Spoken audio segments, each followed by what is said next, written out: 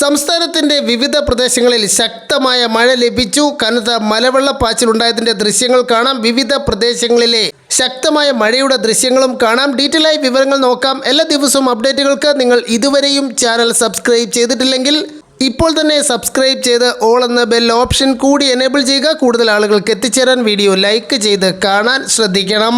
കോഴിക്കോട് നഗരത്തിലും മലയോര മേഖലയിലും ശക്തമായ കാറ്റും മിന്നലോടെയുള്ള മഴയുമാണ് ഇന്ന് ഉച്ചയ്ക്ക് ശേഷമുണ്ടായത്. കനത്ത മഴയിൽ കോഴിക്കോട് നഗരത്തിൽ വെള്ളക്കെട്ടുണ്ടായി. കൊയിലാണ്ടി, കക്കോടി എന്നിവിടങ്ങളിൽ കടകളിൽ വെള്ളം കയറി. തീരദേശ മേഖല ഉൾപ്പെടെ കേരളത്തിൽ മിക്ക പ്രദേശങ്ങളിലും ശക്തമായ മഴ ലഭിച്ചു. ചില പ്രദേശങ്ങളിൽ മഴ ഇപ്പോഴും തുടരുകയാണ്.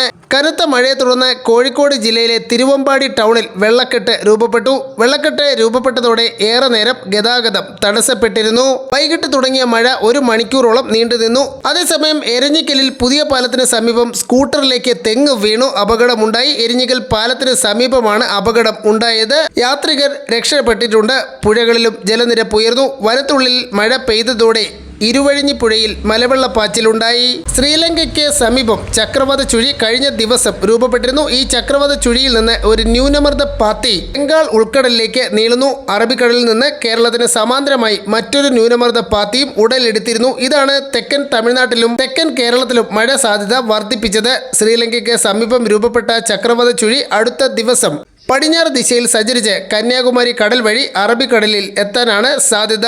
വരും ദിവസങ്ങളിൽ മഴ കുറയുമെന്നും പ്രവചനമുണ്ട്.